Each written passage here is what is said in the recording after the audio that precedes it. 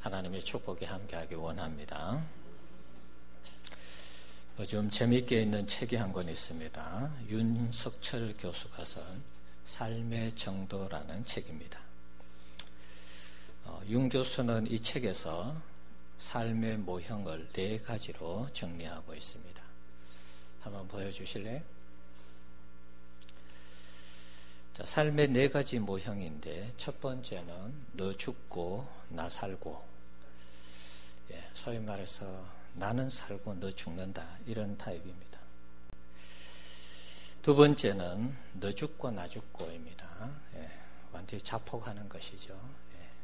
세 번째는 너 살고 나 죽고입니다. 네 번째는 너 살고 나 살고 같이 상생을 하는 그런 모습이죠. 자, 이 첫 번째 삶의 모형은 자연 생태계의 이 약육강식의 그런 모습이죠. 강자가 살고 약자는 죽는 것입니다. 인간의 이 생존 세계 속에서도 생존 경쟁이 계속해서 이루어지고 있습니다. 강한 자만 살아남고 약자는 다 죽는 것입니다. 제로섬 게임이라는 게 있습니다. 제로섬 게임 여러분 들어보셨죠? 우리가 이제 어렸을 때에 모래사장에 가면 모래를 이렇게 쌓죠. 모래를 쌓고 위에 이제 뭐 깃발이나 뭘 꼽습니다. 그리고 이 모래를 많이 가져가도록 그렇게 합니다. 그래서 처음 하는 사람이 아무래도 유리하죠. 모래가 쌓여 있으면 처음 하는 사람이 많은 그 넘어지지 않는 범위 내에서 많은 모래를 가져갑니다. 그럼 남은 것은 얼마 되지 않습니다. 그거 가지고 이제 이 쓰러뜨리지 않고 깃발이 쓰러지지 않고 많이 가야 되니까 이런 부분에 있어서 많은 어떤 그런 경쟁이 필요한 것이죠. 우리의 이 삶이 그렇다는 것입니다. 그야말로 내가 살기 위해서는 남을 죽이는 이런 상황으로 내몰리는 것입니다. 두 번째 이 삶의 모형은 같이 죽는 것입니다. 요즘 테러가 많이 일어나고 있죠. 특별히 자살 폭탄 테러가 일어나고 있습니다. 그러니까 자신도 죽고 남도 죽이는 것입니다. 대표적인 케이스가 미국의 9.11 사건입니다. 테러범들이 비행기를 납치해서 세계무역센터 쌍둥이 빌딩에 돌격해서 이 빌딩도 다 폭발시키고 주저앉아서 자신도 죽고 수많은 사람을 죽게 했습니다. 세 번째 이 삶의 모형은 예수님의 모형이라고 할 수 있습니다. 예수님은 당신을 희생하시면서 온 인류를 구원하셨습니다. 정확하게 얘기하면 죄인을 구원하신 것이죠. 자, 이런 예는 많은 사람들의 존경을 받습니다. 우리 학생들의 교과서에도 나오는 강제구 소령 같은 경우에도 여기에 해당되는 그런 인물이죠. 훈련병이 훈련 도중에 수류탄 던지는 훈련을 하다가 떨어뜨렸어요. 그래서 그 절박한 상황 가운데 모두가 죽을 수밖에 없는 그런 상황 가운데 놓였을 때 이 강제규 소령이 자신의 몸을 덮어서 다른 생명을 살리고 자신은 산화하는 그런 일이 있었습니다. 오늘 우리 시대에 좋은 의인의 어떤 그런 귀감이 되는 모습이 아닌가 그런 생각을 합니다.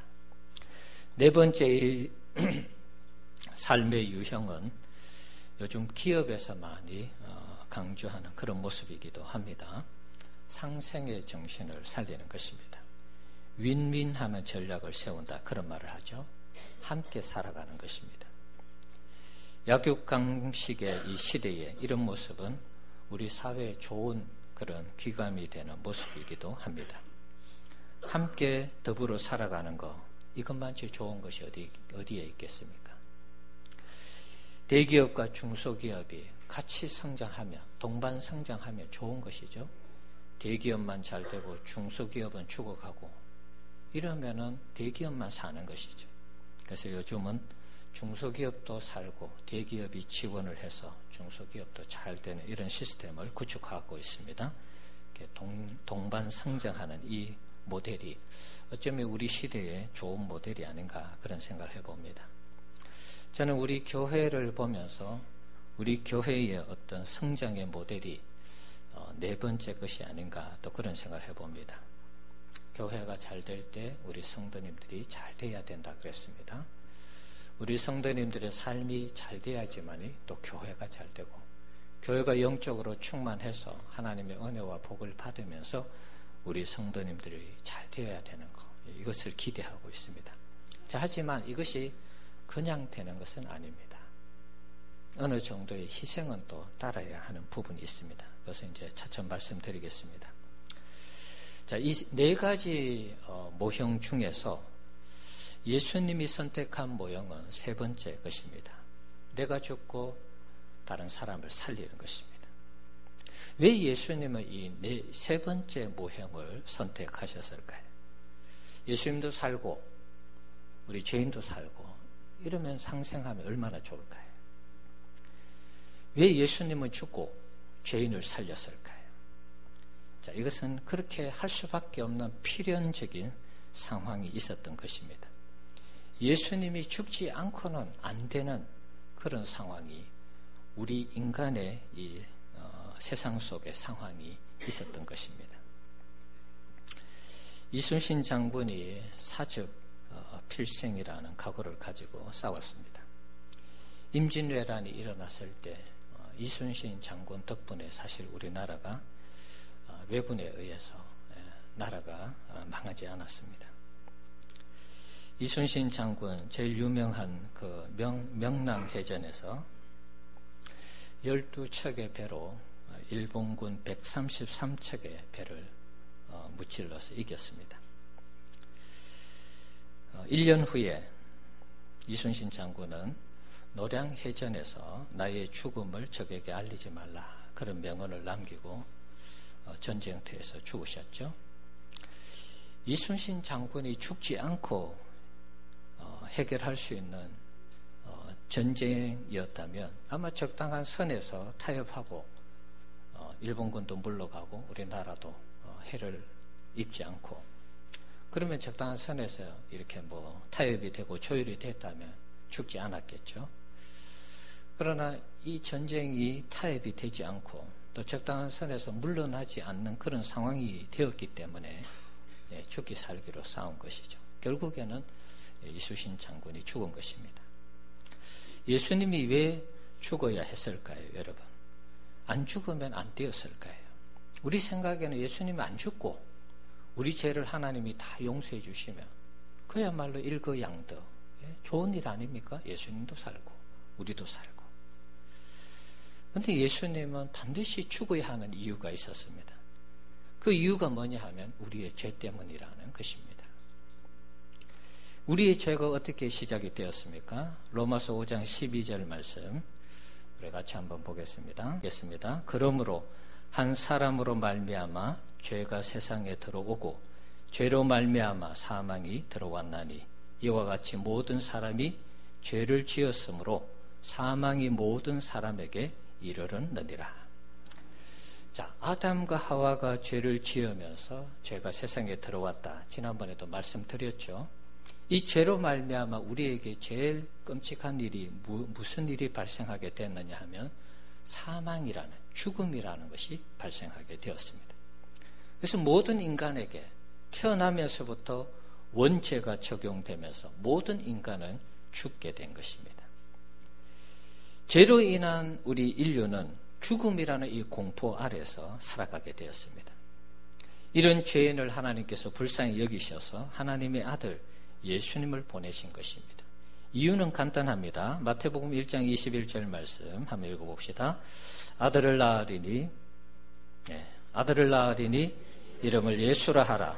이는 자기 백성을 그들의 죄에서 구원할 자이심이라 하니라.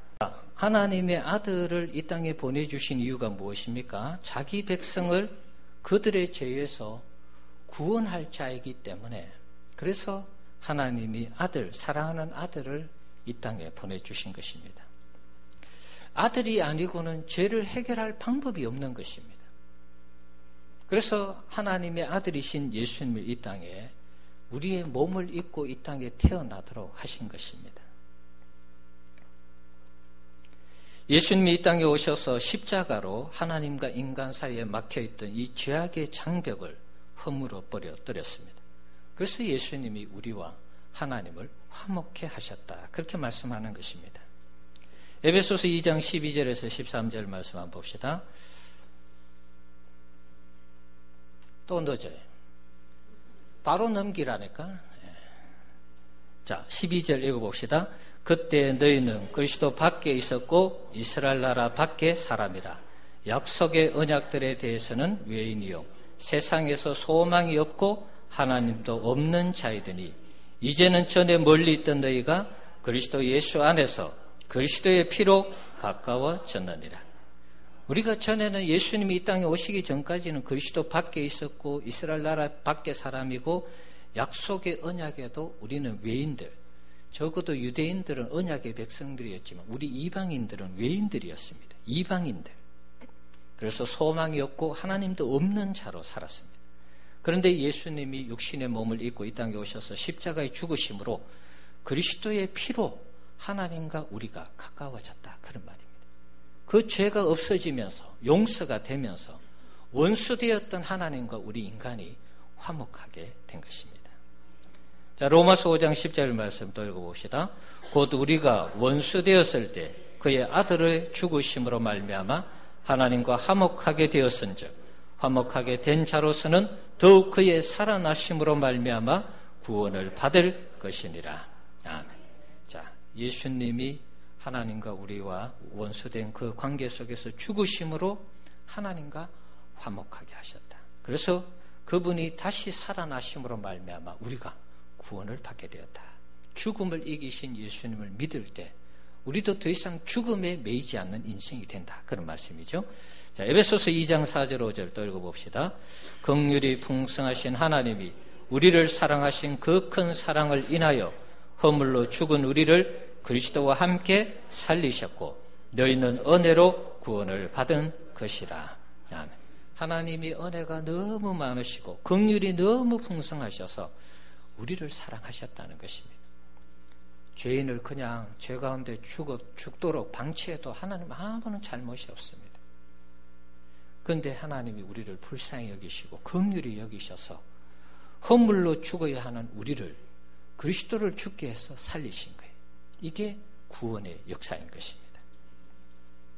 하나님의 아들 예수님이 이 땅에 오셔서 죽지 않고는 죄 문제가 해결되지 않았기 때문에 그래서 예수님이 이 땅에 육신의 몸을 입고 오신 것입니다. 그것을 기념하는 날이 내일 성탄절 예배인 것입니다. 이 땅에 오셔서 자기를 희생함으로 인류를 구원하는 대역사를 예수님이 완성하신 것입니다.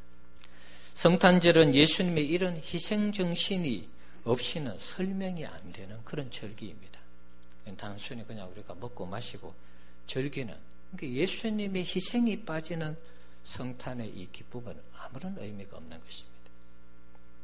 오늘 본문을 보시면 하늘의 밀알이 땅에 떨어지는 그런 장면을 볼 수가 있습니다. 그 하늘의 밀알이 땅에 떨어져서 많은 열매를 거두고 있습니다. 원래 이 땅콩을 수확할 때 제가 얼떨결에 한번 따라가서 땅콩을 수확한 일이 있는데 땅콩을 캐니까 땅콩 하나를 심었는데 땅콩을 캐니까 수십 알, 수백 알이 나와요. 이 말씀이 맞는 거예요. 땅콩이 하나를 떨어져서 자기가 희생하고 썩어져서 이 잎이 자라고 줄기가 자라면서 땅콩이 생기는데 밑에는 엄청난 땅콩들이 열리더라 하는 말입니다. 작년에는 또 고구마 캐는 일을 또 함께 도울 수 있는 일이 있어서 고구마를 하루 종일 캐봤어요. 역시 마찬가지. 고구마도 캐면 캘수록 자꾸 나와요. 예, 벽시를 우리가 뿌려서 이제 모내기 할 때 이제 그 모종을 만들죠. 마찬가지죠. 몇 개 안 되는 그 모종을 이렇게 심었는데 이게 자라면서 수백, 수만 개의 알들이 나오는 것입니다. 그러니까 하나가 떨어져서 희생할 때 엄청난 열매들이 맺힌다는 이 말씀이 우리의 이 실생활 속에서도 이 확인을 할 수 있는 것입니다. 오늘 우리 사회를 보면 모두가 잘났다고 하는 그런 사회를 살아갑니다. 내가 잘났으니까, 내가 살아야 되니까 타협이나 양보가 잘 없습니다. 죽기 살기로 싸우고 마침내 내가 이겨서 뭔가 내가 승리했다는 것을 보여주려는 그런 시대를 살아갑니다. 첫 번째 이 융교수가 얘기하는 삶의 이 모형과 거의 비슷한 것이죠. 이런 살벌한 분위기에서 우리 교회와 우리 성도들이 어떻게 살아야 되는가, 우리가 좀 고민을 해야 되겠습니다.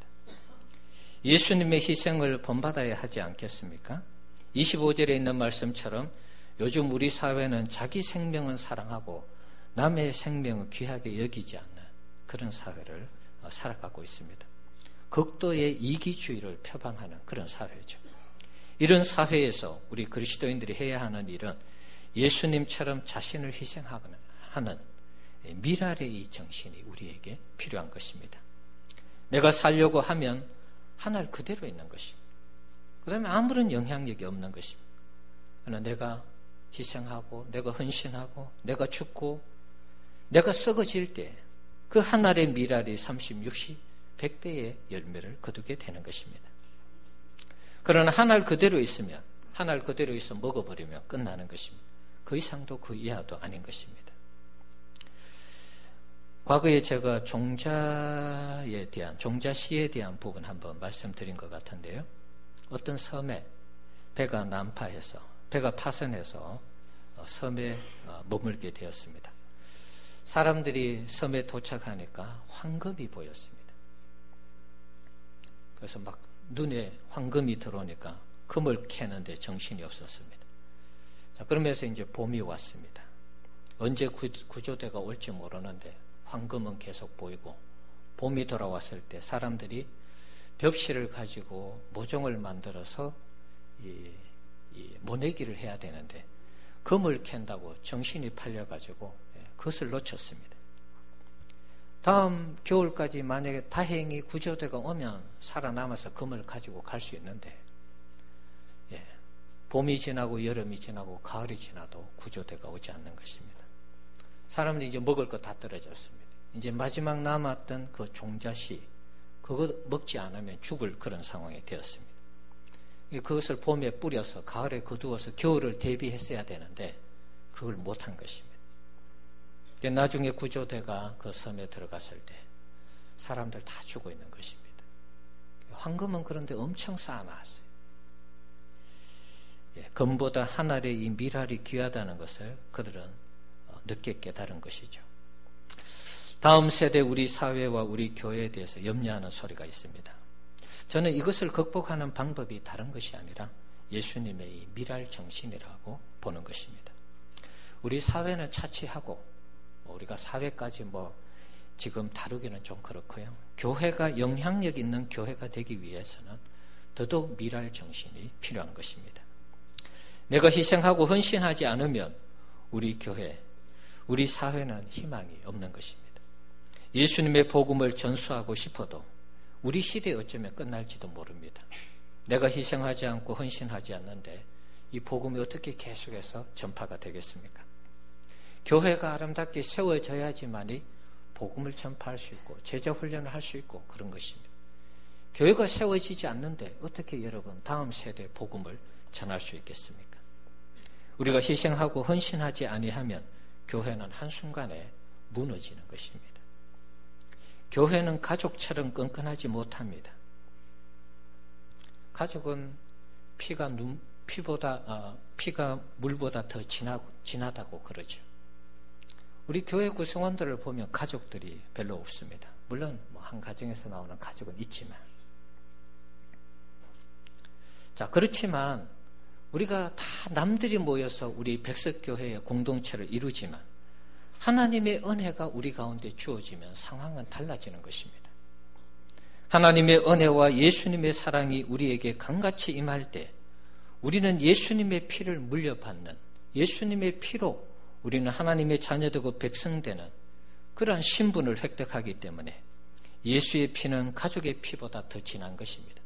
그래서 하나님의 은혜를 체험하게 되면 가족보다도 예수님을 위해서 자신을 드리고 희생하는 이런 삶을 살아가는 것을 주저하지 않게 되는 것입니다. 이런 주님의 사랑을 가지고 우리가 희생하고 헌신한다면 우리 교회는 앞으로 더 놀라운 발전을 이룰 것이고 우리 주님 오실 때까지 사라지지 않는 교회가 될 줄 믿습니다. 이번 성탄 헌금도 금요일 날 잠시 좀 설명을 했는데요. 이번에 여러분 성탄 헌금을 어디에 썼느냐 하면 좀 미리 말씀드리겠습니다.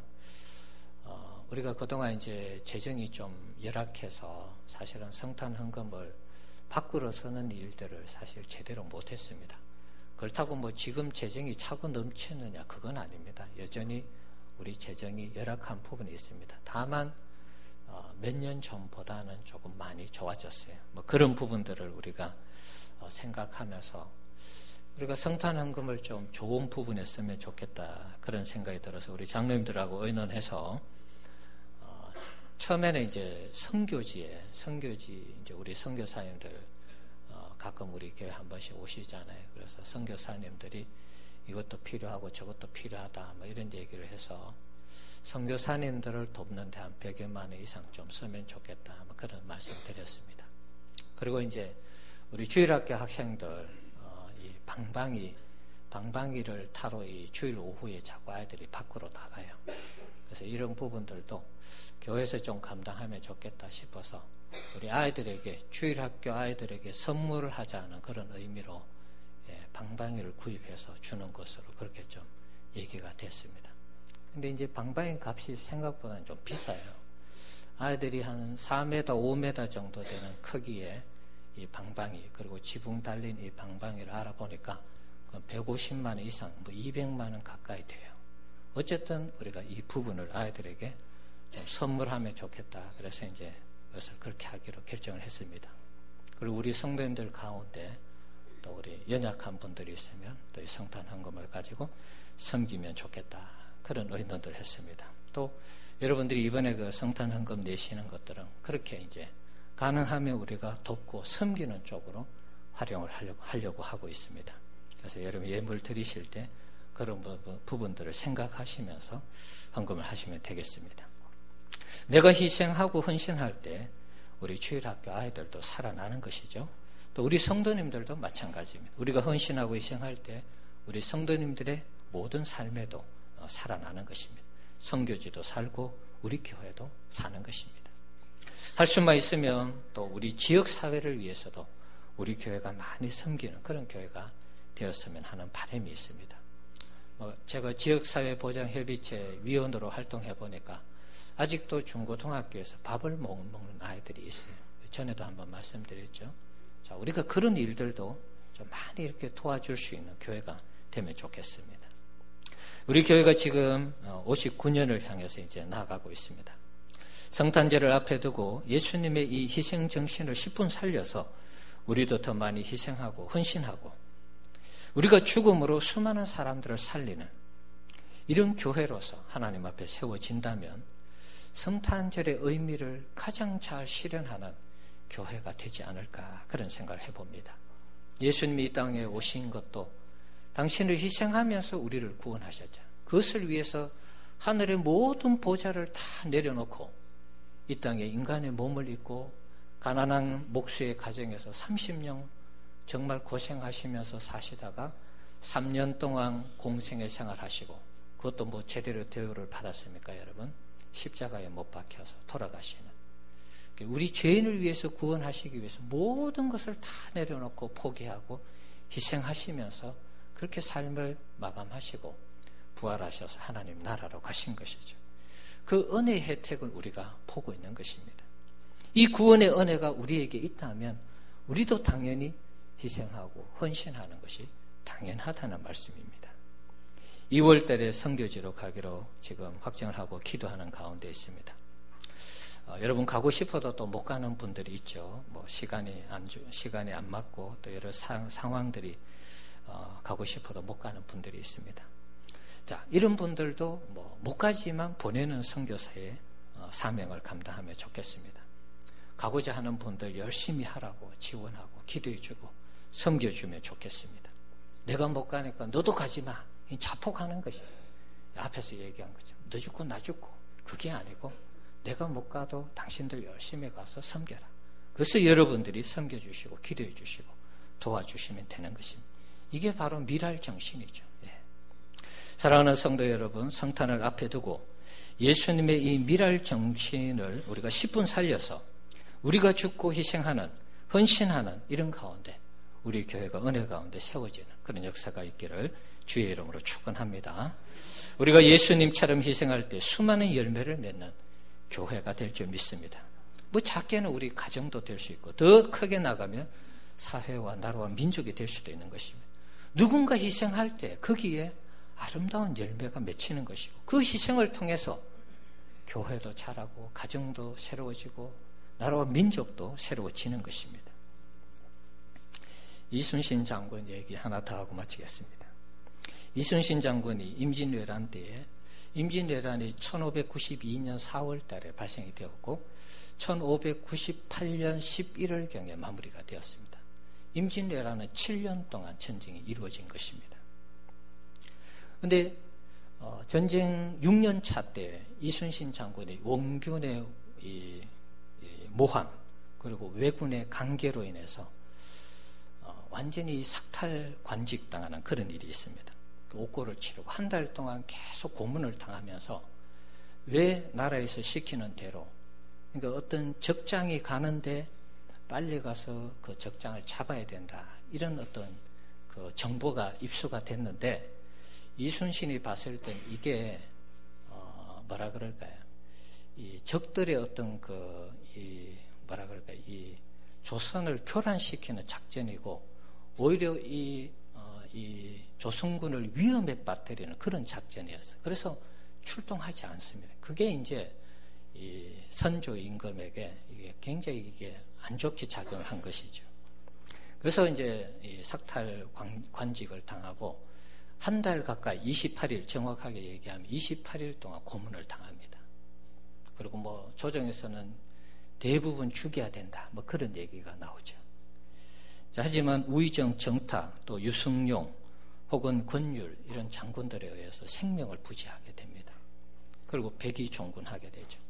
아무런 계급장 없이 전쟁에 나가게 됩니다. 우리 같으면 뭐 우리는 일단 제가 뭐 우리 성도님들까지 같이 뭐 이렇게 포함시키기는 그렇고 제 같으면 정말 그랬을까 그런 생각해 봅니다. 한나라의 장수가 되어서 6년 동안 모든 전투에서 다 이겼습니다. 해전이라는 해전은 다 이겼습니다. 원균이 싸워서 패배한 전투 외에는 이순신은 나가는 전투마다 다 이겼습니다.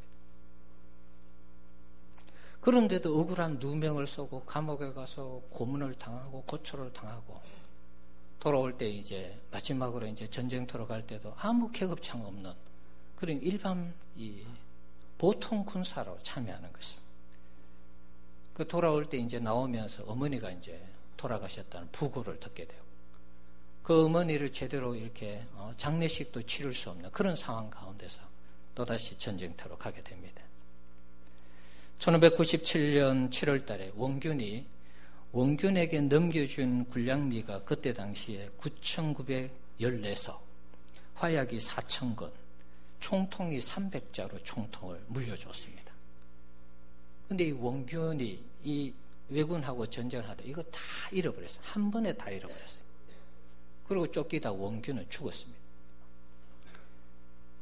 전시 상황이 이러니까 다시 선조는 이순신을 삼도수군 통제사로 임명해서 보냅니다.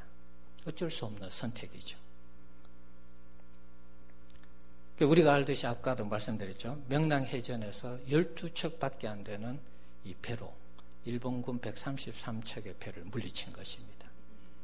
나중에 이제 한 척이 더 들어와서 뭐 정확하게 얘기하면 13척입니다. 그러나 이순신이 가지고 있던 배는 12척이었습니다. 그리고 노량해전에서도 그는 세계 역사에 남을 만큼 그 놀라운 전과를 세우다가 장렬하게 죽어가게 됩니다. 이순신을 생각하면 참 마음이 안타까운 부분이 있습니다. 나라가 자기를 알아주지도 않고, 그리고 자기를 대우해 준 것도 아닙니다. 그리고 감옥에 가두고 모든 삭탈광직하고 그 다음에 고문을 가하고 말이죠. 아마 제 같았으면은 한번 생각해 봤을 것 같아요. 이런 상황에서 정말 나라를 지켜야 되는 것인가? 아무도 알아주지 않는 그런 상황에서 그는 마지막 순간까지 나라를 위해서 희생한 것입니다. 왜 제가 이 설교 마무리 부분에 이순신을 얘기하는지 아십니까?